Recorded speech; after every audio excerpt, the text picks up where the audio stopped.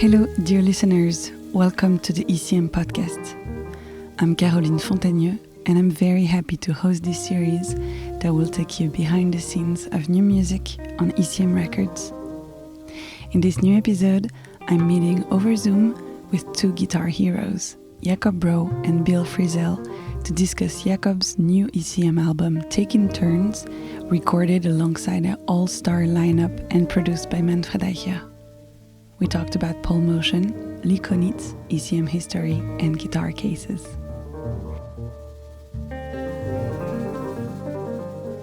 We're celebrating the release of Taking Turns, recorded 10 years ago, and finally out on ECM. And it's your music, Jakob. I want to start with asking you, were some of the tracks written with this lineup in mind? Yes. I mean, it's my songs, somehow my starting points, but it's a very collective thing, I think. But yeah, like Black is All Colors at Once, which is the opening song, was recorded with Paul Motian, actually. And was one of my, I think that was my first album, like it's on my first album I did with Paul Motian, called Pearl River. Yeah, I think the rest of the pieces were all written specifically for this session. Yeah. And you're talking about Pearl River, which was your 2007 album with Paul Motian. And I want the two of you to talk to me a little bit about Paul, because, I mean, he has a big, place in both your career and lives. Talked about Paul last time, Jakob, when we talked for this podcast, because you were promoting Once Around the Room, which was a clear tribute to I Have a Room Above Her. That's an album that you, Bill, are on. So can you both talk to me a little bit about Paul Motian before we get into the incredible lineup of this album, Taking Turns? Yeah, I mean, I could say that's how I met Jakob. Was Paul introduced me. I don't remember what year. This is a long time ago. Yeah. I remember we went to an Italian restaurant, and just a couple blocks down from the Village Vanguard, and that's where I met Jakob for the first time. And then I think Paul gave me one of your albums, and I remember listening to this music on I don't know what the album is called, but it was so beautiful. And you were hardly even playing on the album. It was, do you know which one I'm talking about? Yeah, it's called Sidetracked. But I remember I think I was on tour with Paul, and I thought, I want to listen to this guy and see what this is. And it was like this beautiful music. And what really impressed me was it wasn't about the guitar. It was about the music itself. And then it's some years later, it's quite a bit later, when you invited me to play. I lose track of how many things we did together, but usually Paul was there. So, there's this very strong, I mean, Paul, I played with Paul for 30 years. I can't tell you how important he was. There's no way I could overstate how important he was in my life. And that's, he brought Jakob and I together. So yeah, and his spirit is very, very much present in this album, really. He was really important for everyone in this lineup. And would you agree with that, Jakob? Yes, definitely. This album was actually, I did a trilogy which started with Balladeering with Konitz and Ben Street and Bill on guitar and Paul on drums. That was the first album in that trilogy. And I did two more albums.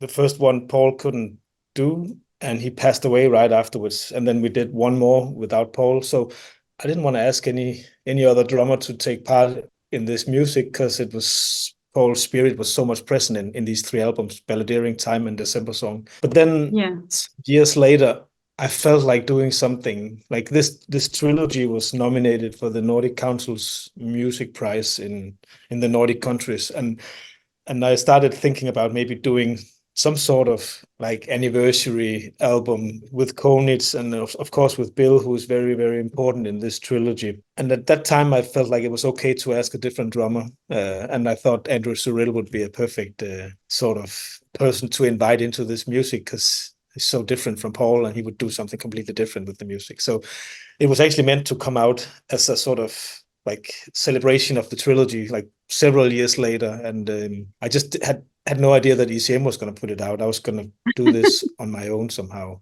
I remember the album Bill is talking about, because that's called Sidetracked, and it's an album I did with.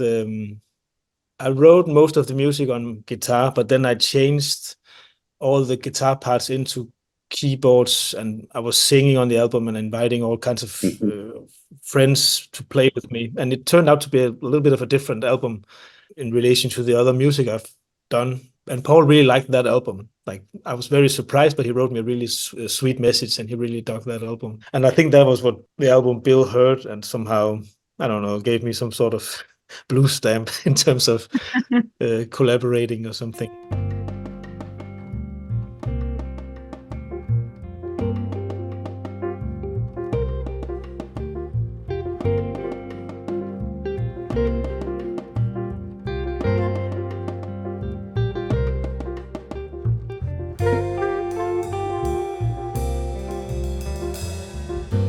Andrew Cyril is bringing such a different approach to the music, and something incredibly warm and incredibly generous. And again, it's a family affair, because Bill, you've been playing with Andrew for a long time too. Well, yeah, but I think I had known Andrew from many years ago. The first time I met him, I was with John Zorn in Tokyo, walking down the street.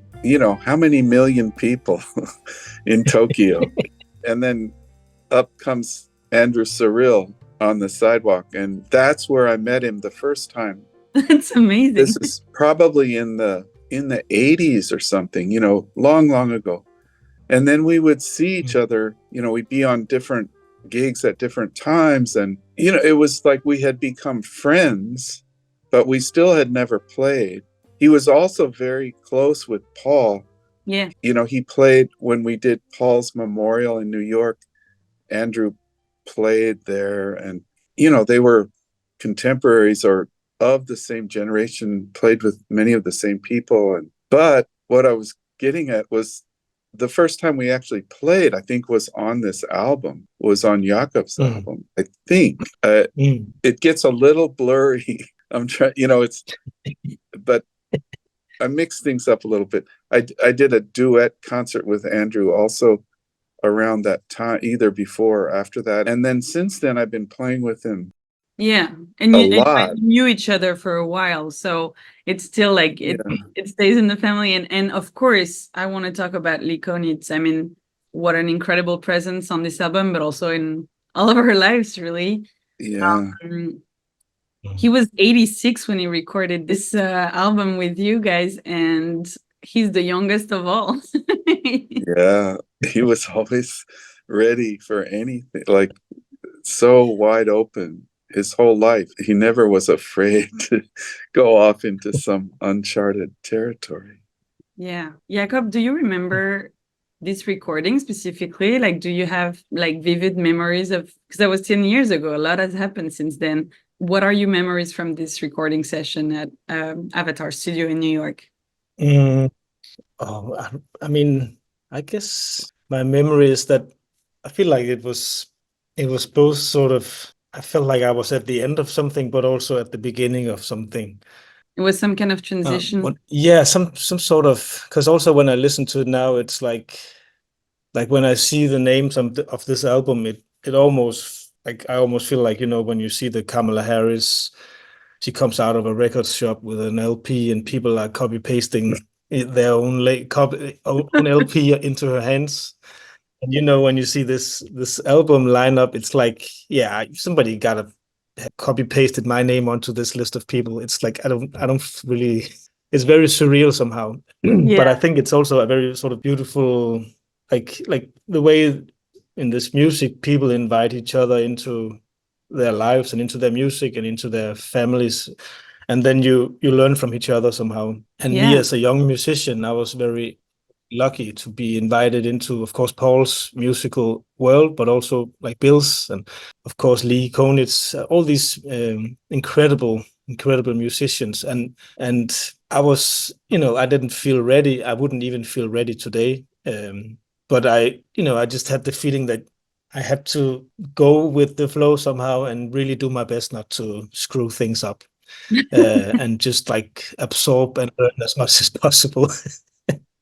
So like listening to this music and thinking about that session, like that's sort of the vibe I'm getting. Like I really feel grateful to have been able to go into a room with all these incredible musicians and friends and create music together with them and have that trust somehow is something I almost can't really grasp. And then at the same time, 2014 was kind of the starting point for me in terms of touring under my own name, and Manfred was releasing my first trio album on ECM very close to this date, which sort of, I think, put me in a situation where I started learning a lot from playing concerts and from, yeah, I felt like my playing and my sort of overview in terms of playing music with people, the way I was hearing stuff just gradually became better from then on somehow.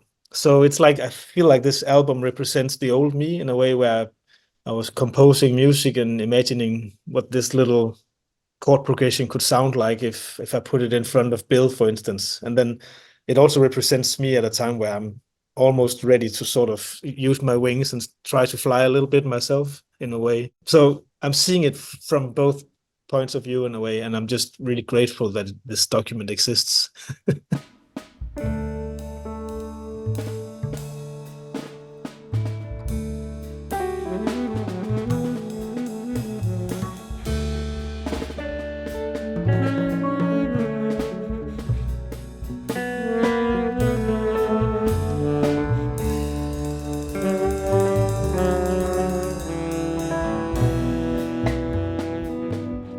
Bill, I was rewatching for maybe the fourth time last night, Music for Black Pigeons. I'm fascinated by this object, this movie. I don't know how to call it.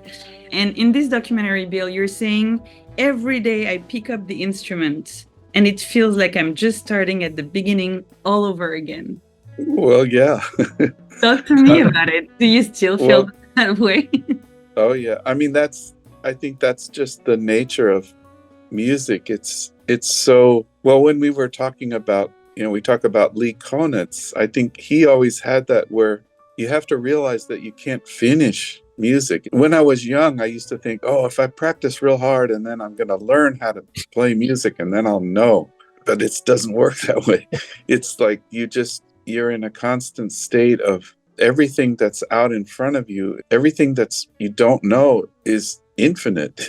It stays that way always. So in that way, it feels, I still remember those first moments when like the first day I got my first electric guitar and I opened the case and I could smell this new thing in there and just trying to find a place to put my fingers on it. And just now, before we started talking, I took my guitar out of the case and I put my fingers on it and it was the same feeling, But it's not just the instrument, it's just the world of music there's no end to it. So it still feels that way.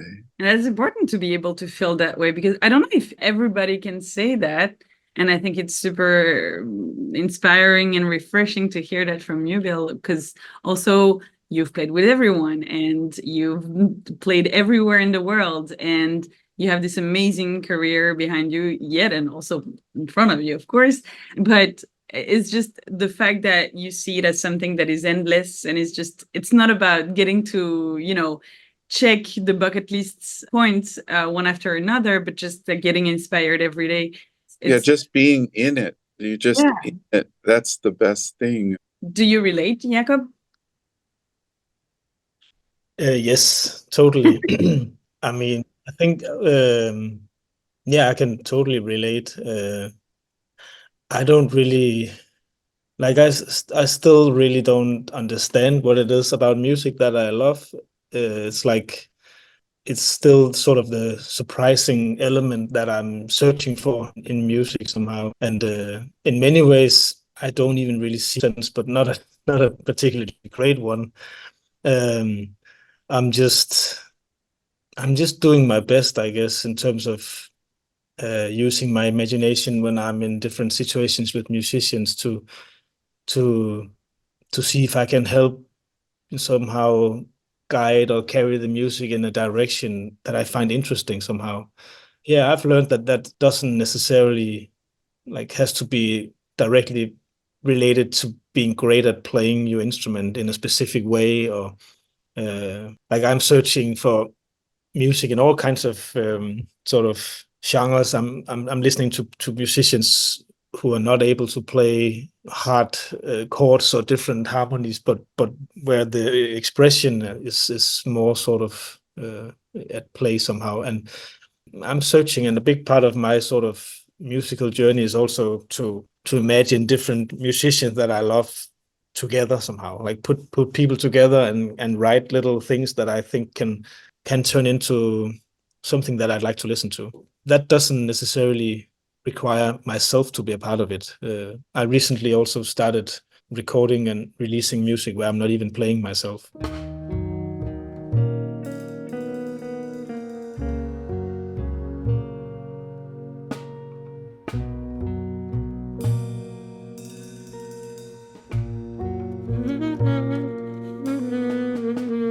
What you were saying earlier, Bill, about the first album you heard, it's almost like, Jakob, you were almost not playing in this, and I just wanted to talk about it for a second, because in this album, Taking Turns, you're two guitars, right?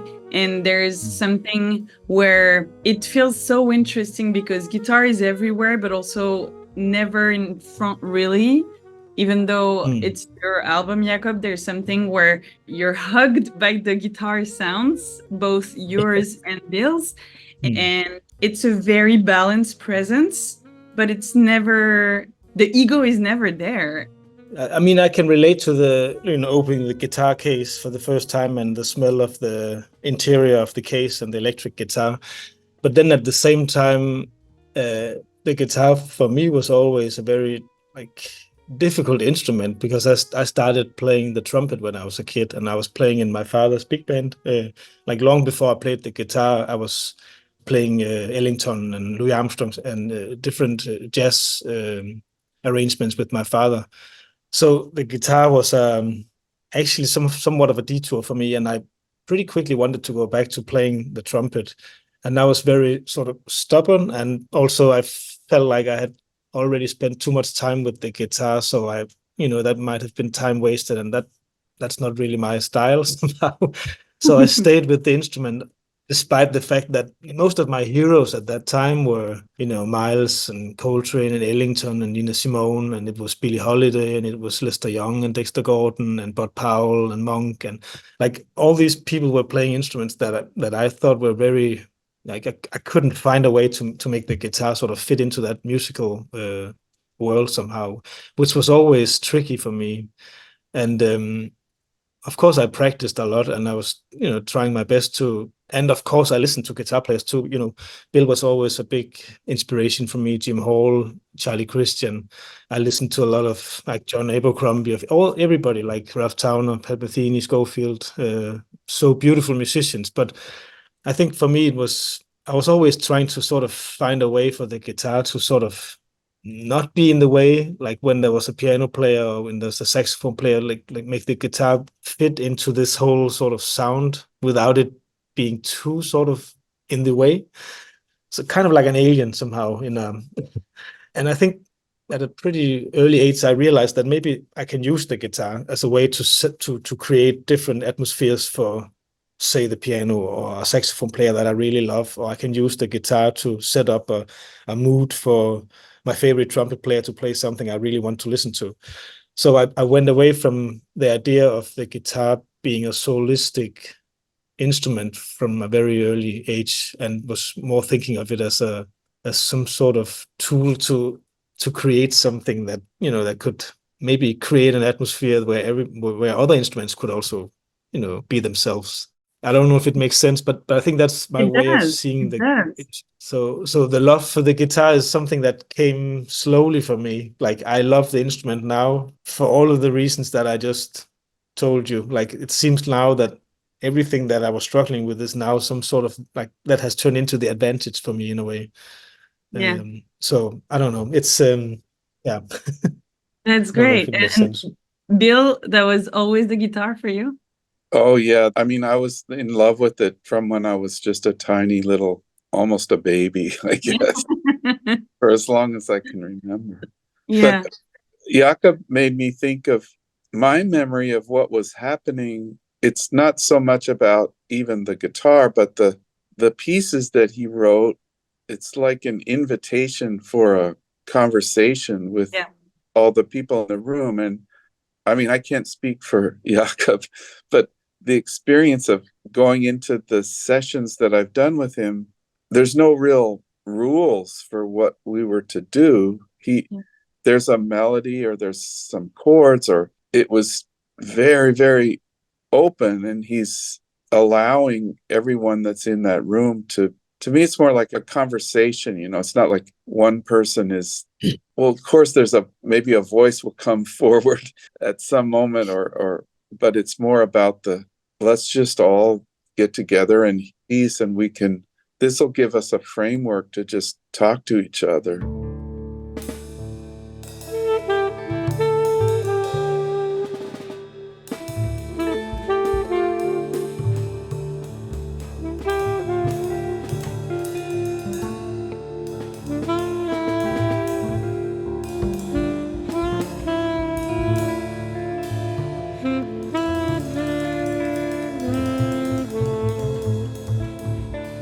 Bill, you have quite the history with ECM, right? Your first album on ECM with Eberhard Weber in '79.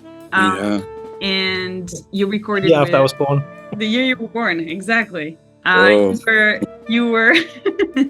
You recorded with Mark Johnson and Jan Gabaek and Paul, of course, and Paul Motian and a lot of projects under your names, of course.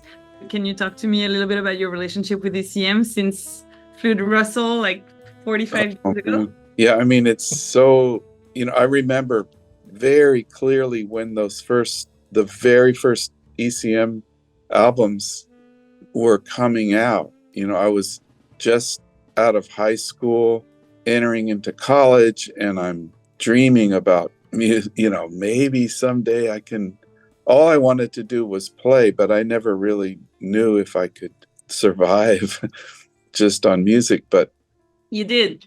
But I remember, these, like, what is this? Remember those there were 2 Chick Corea solo albums that came out, or there was Keith's Facing You, and something was so different I'm talking about even the weight of the vinyl was heavier. And then there was that green label, and it was like, something new was happening. And the people that were recording it was like there had been something missing. It's like there was something going on that was suddenly being captured. It was like a place where, Leo Smith, or there was like a Dave Holland and Derek Bailey duet record. There was the first Chick Corea with Return to Forever.